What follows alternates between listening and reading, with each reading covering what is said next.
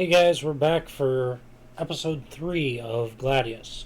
So before we get into this video, I'm going to take a minute and I'm just going to kind of explain my history with this game. I'll keep it short. Got this game back in 2003 when I got my first GameCube. And my only GameCube. This was one of only a few games that I ever got for the system. But this one holds a special place in my heart. My mom was the one that picked this game out for me. She got it for my birthday, I want to say. I'm pretty sure it was my birthday that she got the GameCube and this game for. She thought this looked interesting, and I sat down playing it. I couldn't really figure it out. I wasn't a very bright kid when it came to games when I was younger. I guess I late bloomer for gaming, a lot better nowadays. But anyways, I was sitting down playing it, having a hard time figuring it out, and of course, and eventually she sat down and offered to help, and she helped me out, and we ended up playing this game together, all the way through the entire game. And not in one sitting. It's very, very long game. We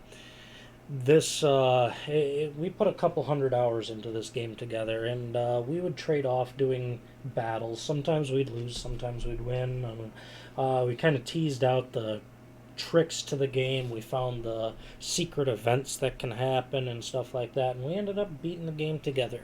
And that was one of only 2 games that I ever played with my mom, and I've always been really thankful for that, especially since she's gone now.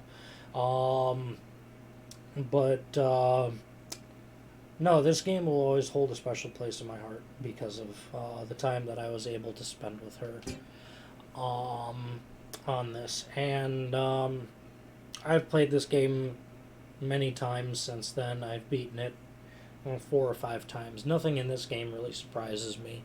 I will have a guide open in the background so that I can check for special events in this game that occur later on, because I don't want to miss anything. There are exhibition games that occur in unique ways where you can unlock unique characters that might not necessarily be the best or the worst at any given thing. Like I'll tell you now, just as a little spoiler, we do get a Yeti very early on. We'll be getting that within the first... I don't want to say how many videos, because this is going to be a very, very, very long game. One that is going to go very long. I'm going to do every league in this game, though, every battle that I can. Simple as that. But we get a Yeti later on. Unique because, well, they're a Yeti. You can only get 2 of them. One of them is a permanent recruit. One of them is a temporary recruit. But they are pretty powerful. They have some unique abilities. They only get to equip a weapon and a accessory, if I remember correctly. You don't get to give them any armor or a helmet or a shield, but they can power up so that they're really, really heavy hitters. I consider them almost like a glass cannon, where you can have them get in and do later in game. You can have them do 300-400 damage in one hit, and then they'll last like one more turn. You can deal that much damage again, and that's about it for them. But they're cool to have because it says that you did that. It's I don't know. It's always I've always considered it bragging rights and stuff like that. So anyways, I've dawdled on long enough. We're going to get right into the leagues. We're going to go to Contest of the Free Peoples, and like I was saying in the last video, these are more unique battles. They have secondary objectives that you complete with them. Destroying barrels, destroying a monument. These 2, the Freedom Fight 1 and 2, are standard battles. King of the Hill, Points battle. Points battle is going to be my favorite, straight up. Can't wait for it. But we're going to work straight down the list. We're going to start with Vandal battle. You'll get an idea of how this goes. Got a wolf. Okay, there are beasts in this game as well. They are very situational in their use. Wolves are light duty combatants. They move very quickly. They're not super useful. They do have a healing ability that I guess is kind of useful later on, but they're not my favorite creature to use. They're fast. They don't do a lot of damage.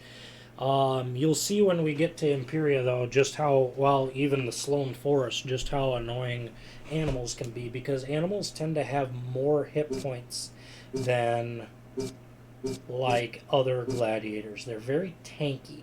Like, you can see here, these two barbarians each have 24 hit points, and they do 10 damage. This wolf has twice the amount of hit points, still deals respectable damage. I mean, my characters only do, like, my bandit only does 1 more point of damage, my Gunganir only does 1 more point of damage, so there are definitely upsides to having them. You can recruit eventually, if I remember correctly, a wolf, a bear, a plains cat, which is basically a mountain lion, really. You can get a scarab and a scorpion. The bear and the scarab are both considered heavies. The plains cat, I believe, is considered a medium, but it may also be considered a heavy. I'm kind of fuzzy on that. Whereas the scorpion and the wolf are definitely considered lights. So we may pick up a couple of those, but that also might be a late game pickup, because there are other classes that I want to get first, and I'll explain that more as we go. I gotta have enough room for the unique characters that you can only get one of, like the aforementioned Yeti. So we're going to just take that as it comes. So yeah, just gonna go ahead and load up here. Actually, yeah, I do want him. I want him right here. I want her right here. And the trick with this is you have to get the majority of the barrels, right? That's why I have Jeannie over here, so that she can throw at this one. The bandit can go for this one, and Ursula can go for this one. Once we get 3, we've won.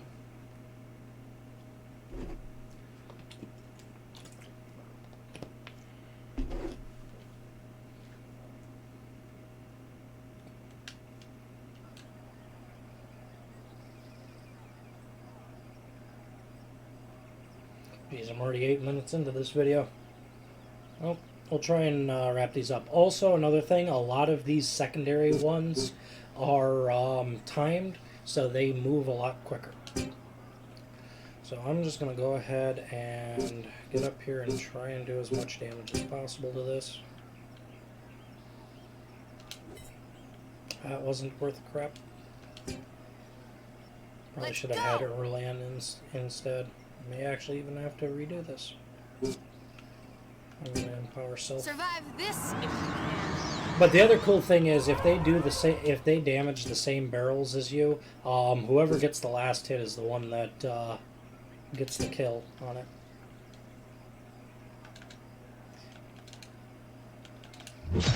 I like that when they repeat like that.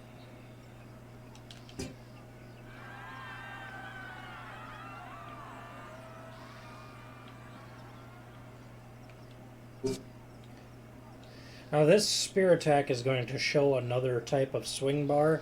I believe it's 2 bars of orange and a bar of green.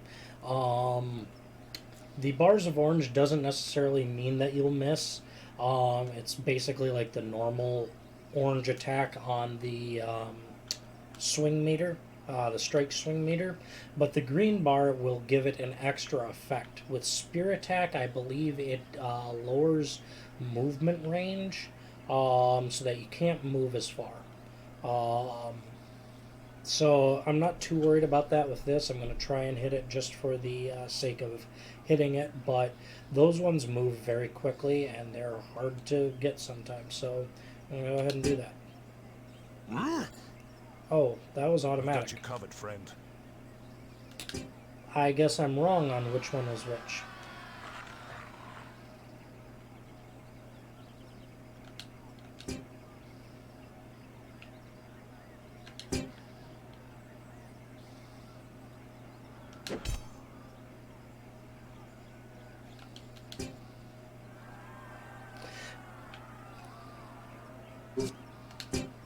I'm just going to keep doing that.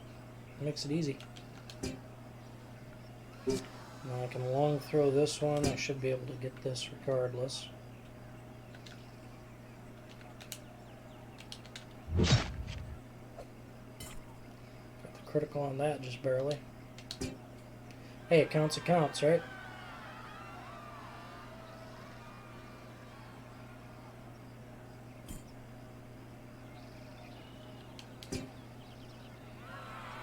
This battle's gonna take forever.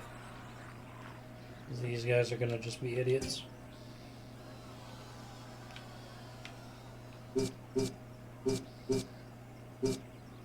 Now we're getting into some of the extra skills here. This incapacitate heavy is useless right now, but you can use that against like centurions and bears and Sam Knights and things like that, and it will literally freeze them in their tracks if it's successful. One more attack.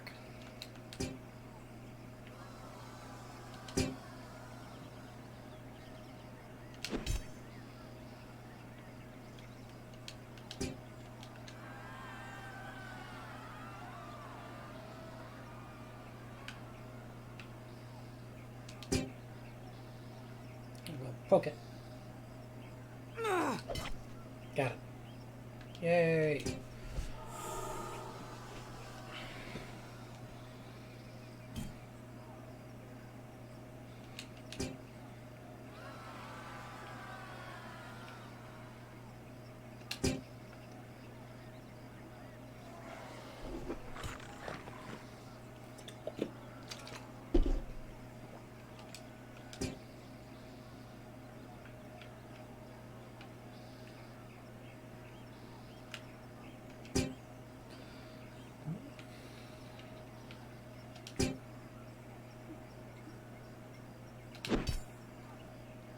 We're still going to have to fight this battle out in the last 12 seconds.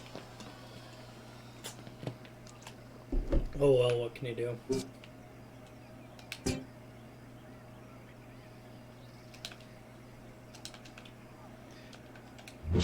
More practice for me getting used to these combos.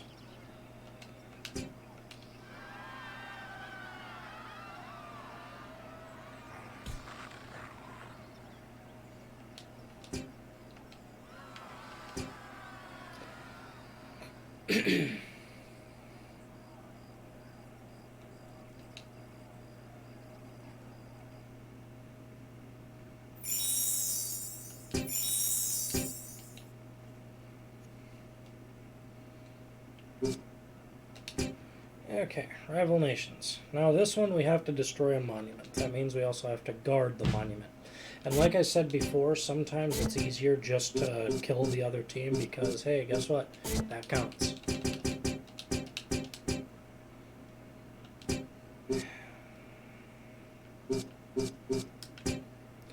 Generally, I like keeping Erland back because he's a bruiser. Send her and him out to distract, and then I can bring her up along this side and get to the monument with a ranged attack.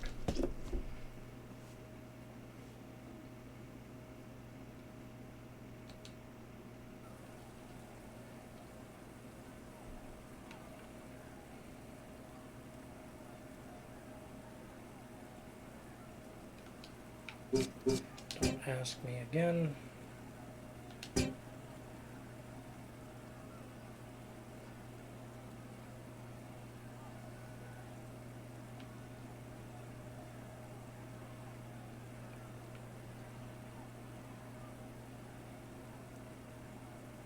Here I come. So put him here. Put her here. See, what this will do will be to force them to go around as well, which that's neither here nor there for usefulness, I guess, but I'll get her over here. So I want her to go around the very edge.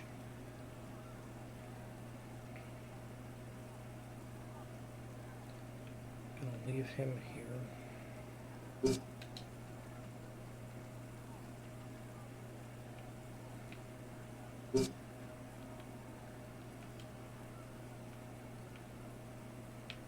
Early enough here. Ursula up here.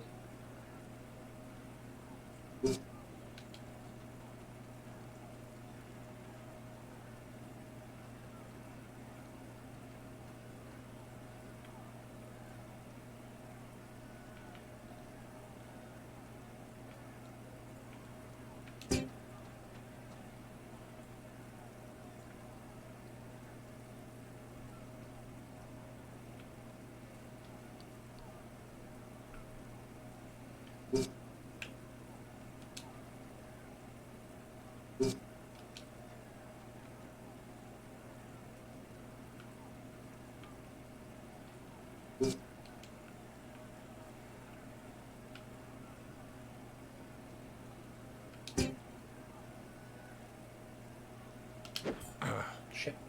Could have done better on that.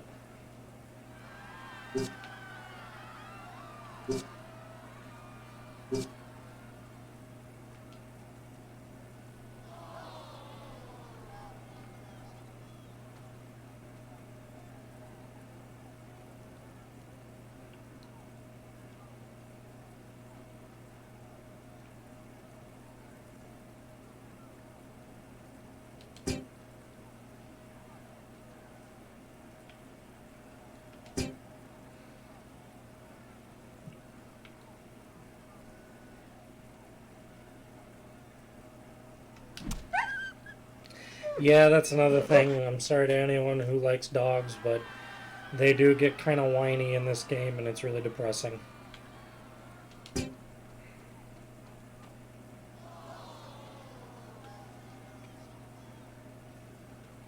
But at least they're not actually getting killed. Prepare They're all yourselves, gladiators, here so I they get come. healed at the end, right?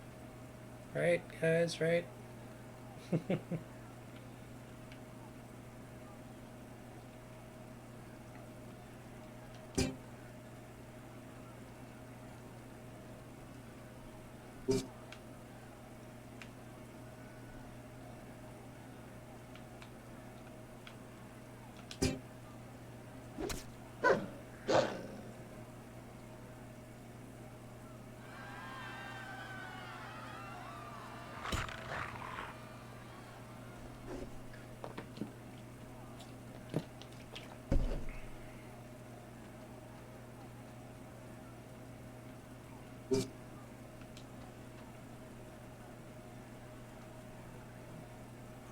coming for you.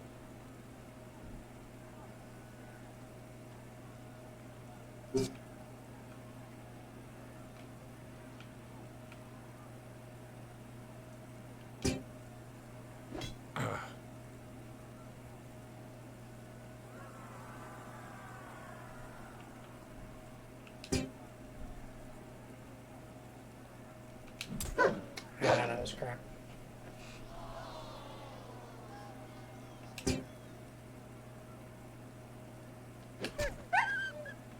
I hate that sound.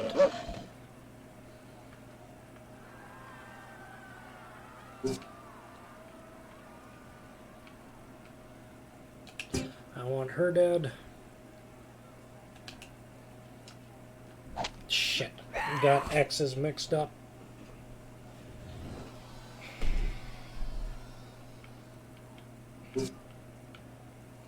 Spirit attack him, kill him. Dead. Now I can go ape on this dude.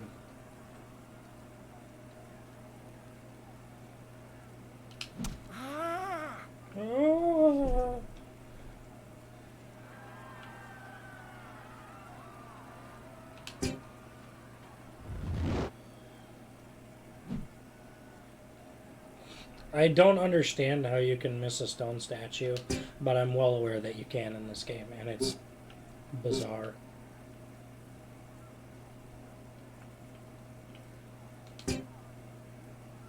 Zoop, zoop.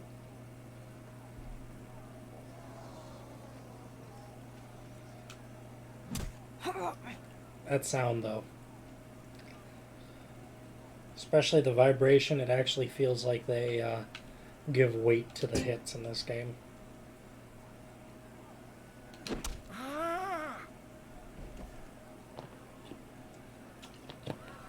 For a 2003 game, this is pretty good stuff, honestly. Definitely ahead of its time in regards to the tactical side of things. And now I can just start walking my guys over in here.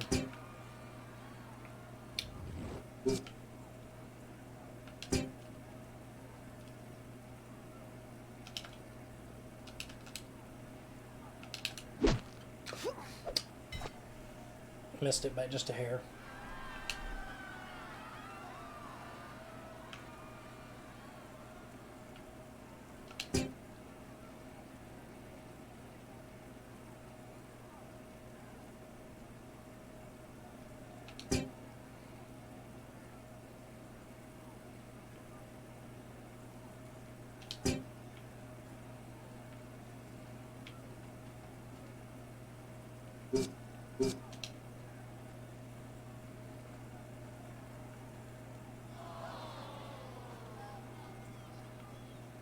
And this is where the AI starts bugging out a little bit because their main objective is to get to the other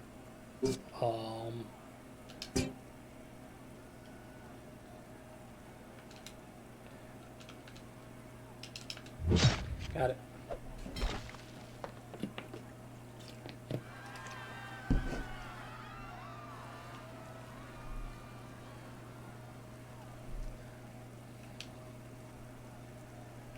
The lead outs on these battles are really long. Oh, early on leveled up. Now I have to go do this cutscene.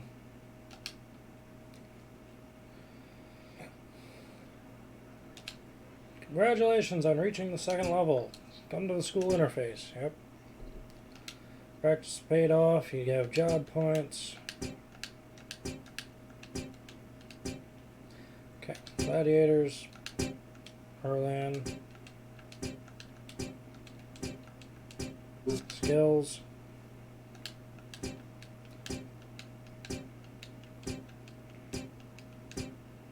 Okay, so something to note. God damn it. Skills are super easy to understand. The more powerful the skill, the more job points it costs. You can save up job points. There are certain things to shy away from. I recommend specializing in an affinity tack with characters because you have to have the lower level affinity tacks to get to the highest level ones. And as you can see, you start with Erland, for example, starts with air. Okay, that's fine. Affinity attack 2 costs 10. Affinity attack 3 costs 20, so that's 30 job points. And affinity attack 4 costs 36, so that's 66 job points. That's like the fastest you could get an affinity attack 4 is like level 6 or 8, something like that. Right now, basically what I want for him, though,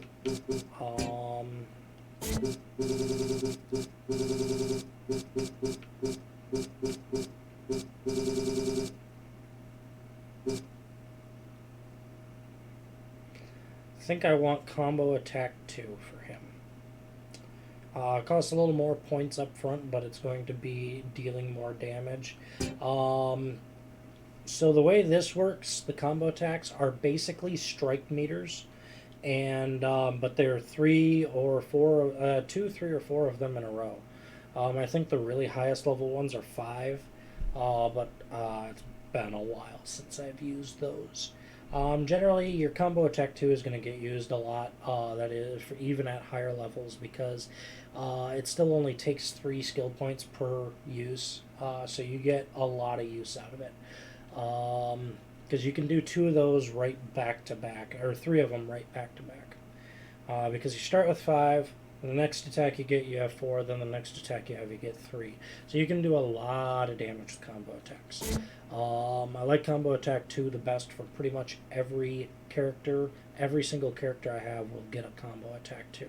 A lot of them will also get a combo attack 1, but not every single one of them.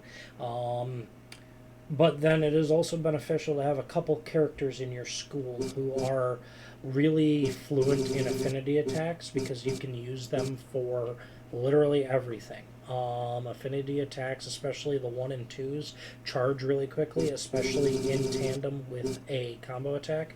Your combo attack will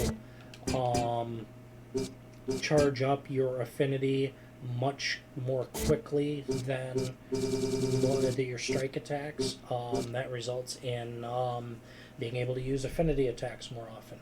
So having some characters who are really good at combo attacking, having some that are really good at affinity attacking are going to be solid. Your hero characters, which are going to be Erlan, Ursula, Valens eventually, another character called E.G., they're all going to be pretty well balanced, and they have a lot of their own unique attacks. Like Erlan, I am going to be getting certain attacks, like Riposte is going to be extremely useful for him because it gives him a defensive counter. Lunge is going to be really useful because it gives him a little bit of range. And then Break Defense is super, super good for him, if I remember correctly. I don't remember the specifics about it, but it just does I think it's a mash meter, which is a meter you guys haven't seen yet. I will eventually show you what that is. Basically, you mash the A and B, or in this version, the X and circle buttons back and forth. So as fast as you can mash them, more likely you're to do damage. It's a hard meter to do. But that is super good, because even with your normal attacks, you do like up at upper levels, once you hit like gold tier, you're doing 50 to 70 damage per slash, and I think you get 4 to 5 of them in a row. So you're dealing a lot of damage really quick with that. And the other cool thing is that it's a move too, so that you can move up to a character and then use it, whereas like combo attack, you have to be right next to them unless you're ranged. So I'm going to back out of that now that I have him improved a little bit. We're going to go right back into the battling, because I'm going to defeat this league. In regards to these leagues, I think I'm going to avoid the freedom fights if I have to, just to cut down on some time, because they're just standard battles. Instead, whenever I do these leagues that have these special types of battles, I'm going to just focus purely on those, and then I will go back to the freedom fights if I still need a couple of points. Usually you don't need that.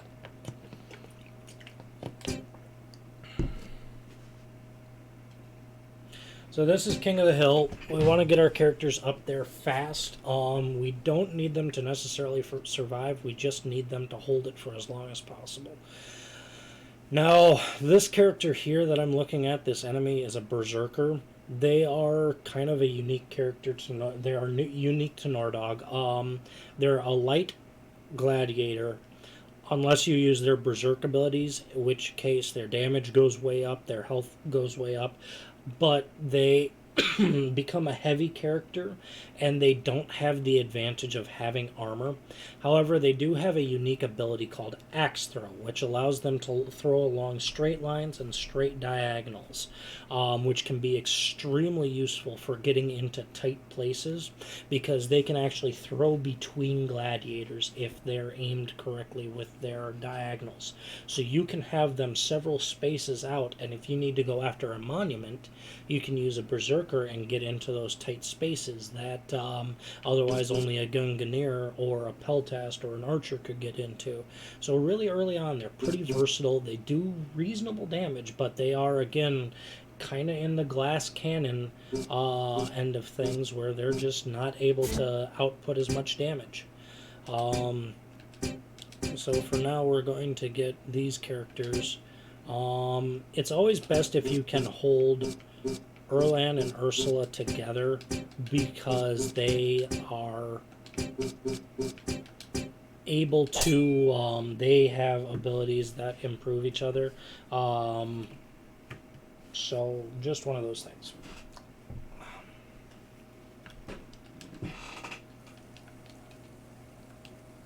Don't ask. Okay. You cannot defeat me. So we're going to just try and have him move straight up. I should have probably put Ursula up there. Now, if they get it, as long as we kill the next person in line quickly, as long as we kill them, we can get that back and still come ahead by the end of the game.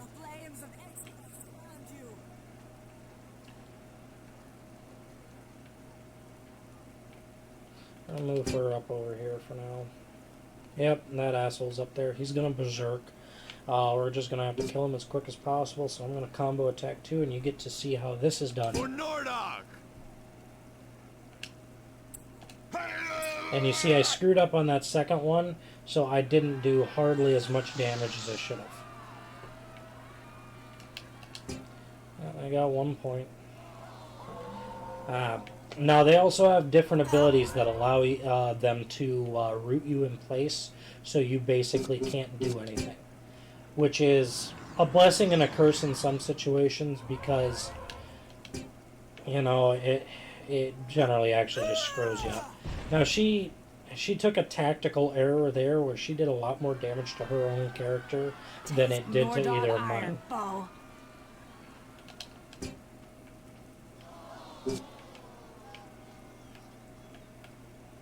Okay, so if I kill him, he should come off of that immediately.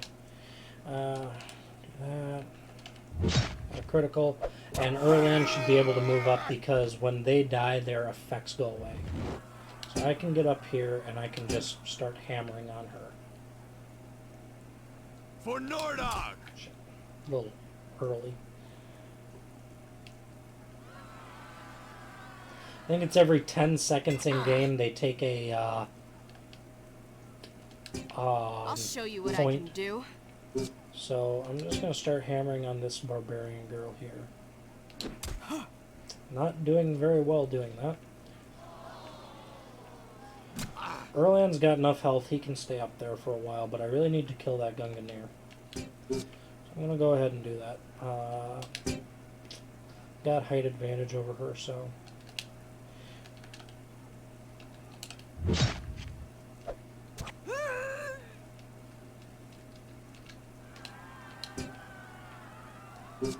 Try this combo attack again. I'll fight till the end. See? Super powerful. Did like, 26 damage there? And then I'm just going to start walking her down to do some damage. And he can pass. Genie! Kill this bitch.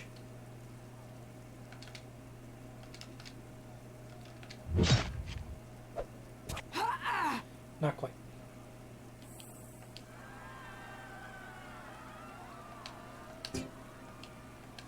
Yeah, and then in the last minute, they're always double points. So it's one of those things you can make a come behind if you were close. Come from behind if you were close. But generally, if you can just get up there and stay up there, you're a lot better off.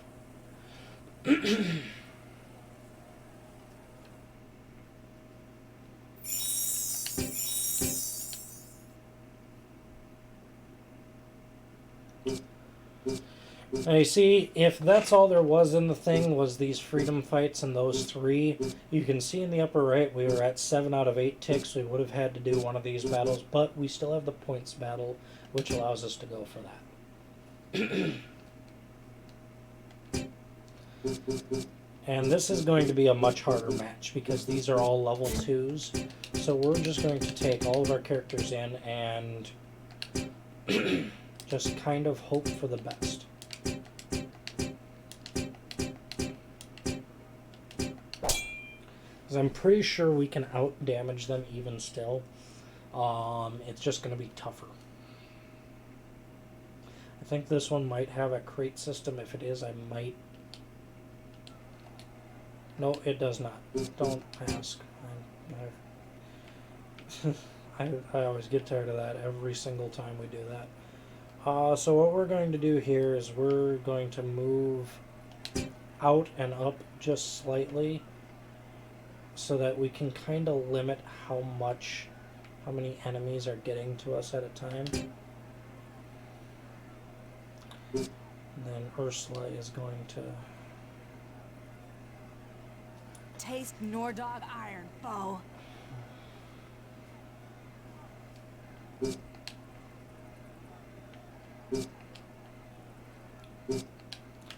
There's going to be a lot of passing because I just want them to Nordog!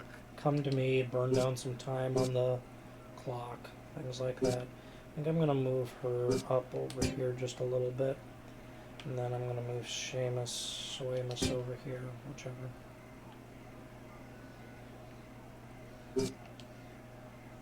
Coming for you. I'm coming for you.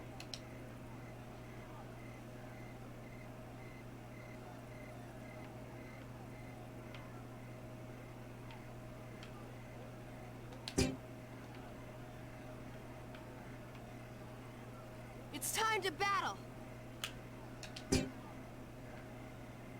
Okay, now I can start out with a good strong lead against her. I get my criticals in. That racks up 26 points in my favor. And I can throw at Faye quick.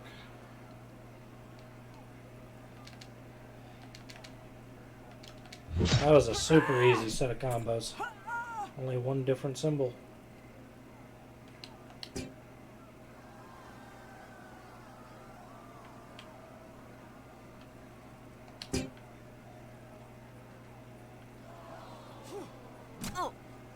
I should have empowered Ursula on her last turn. Damn it. Oh, that's a turn lost. Survive this if you can.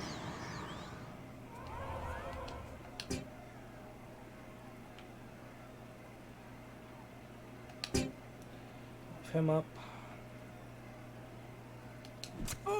Not the best on that one, but still does damage. That's what counts, right? You see, this is the perfect time for me to do a lot of damage to that wolf because I can just rack up damage for with the Gunganir because the wolf will have a very hard time dodging because it's straight behind it. So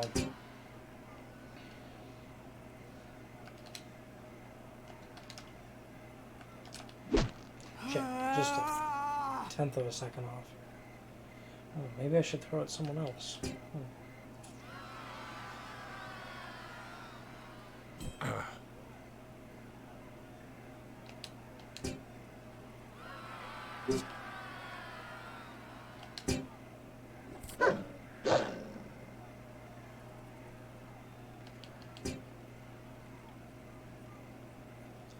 I'm going to do the same thing, leading in with a combo attack.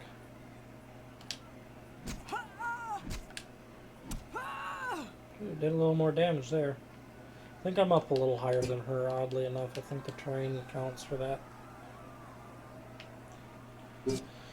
I can't wait until Ursula levels up, which I think she does after this battle. I'll be able to get her some better skills.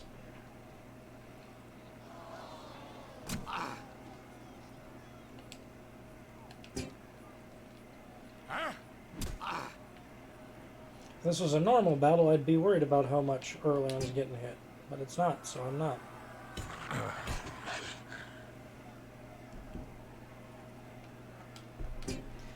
Now, there is also kind of a little glitch that you can do with this, where at the last second, if you have your character in there, you can get one more attack in, even after it's technically finished, and it will re-register that.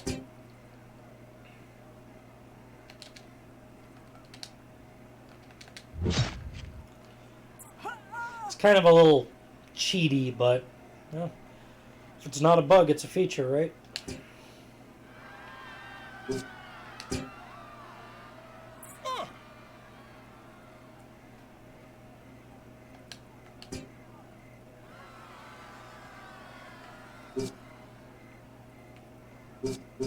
Now this is an air affinity attack. I'm going to avoid attacking her because she also has air affinity. You can see where the damage bar below her name is only affecting the air affinity defense she has built up. I can attack Peregrine and do actual damage to him though. Ooh, a little bit of lightning. Very, very frightening. But it does deal decent damage as well. It also gives your skill points a turn to increase again, so that your next attack with them will be, you can get a combo attack back out.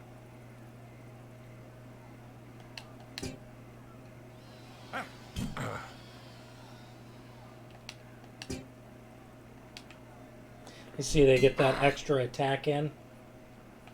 Didn't do anything, but still. Eventually you'll get to the point where you can do like 2,000 damage in a battle like that, and everyone else will be at like 400 and 500. Ridiculous how much more damage you eventually end up doing. And see, we've got this conquered. We got all kinds of stuff, more armor and stuff, which will probably go straight on Ursula, actually. If I wanted to quick, I could knock out those other battles and get paid more, but I'm not too interested in that. Money's super easy to come by in this game. And we did get a second badge that we needed. So, I'm going to go ahead and quick check Ursula. We didn't get her to level up, but we can equip her with better gear.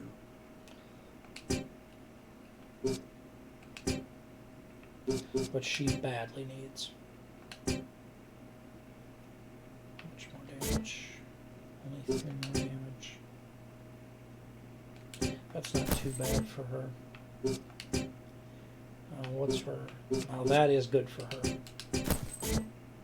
And then I'll get her a helmet too.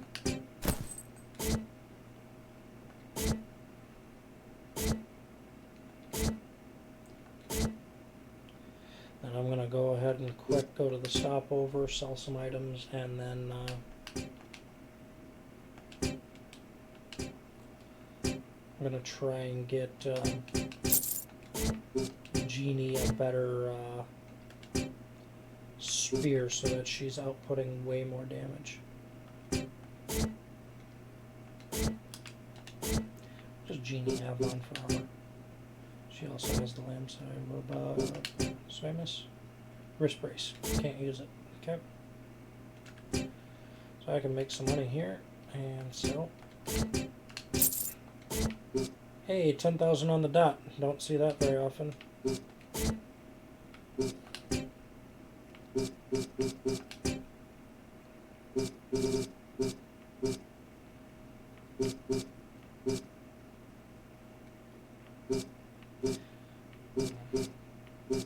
And you see, I can almost triple her damage by giving her this. I think this is the best spear that you can get in this part of the game. Every region has different sets of equipment that you can attach. And this might say it's like required to be a level 5, but it just means that your character has to be able to reach that level inside that region, basically. Once you get up to the next region, it counts differently, so that doesn't have too much of an impact. Let's see. I could also get her just a little bit better weapon, and then get, say, Erlan a better weapon. His really good one is the Dolori. That does a lot more damage than what he's got. He's got 19. That'll almost double his damage, but it's very expensive. I think I'm just going to get the really good one for Jeannie, because she doesn't have the higher level a 1 point of damage for 1,200.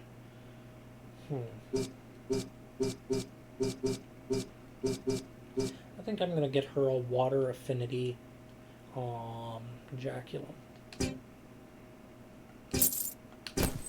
I can sell that for some cash, and I might be able to still get early on a better weapon. Might. Nope. Off by about $100. What about her? Can I get her buy that back that small sword that I bought?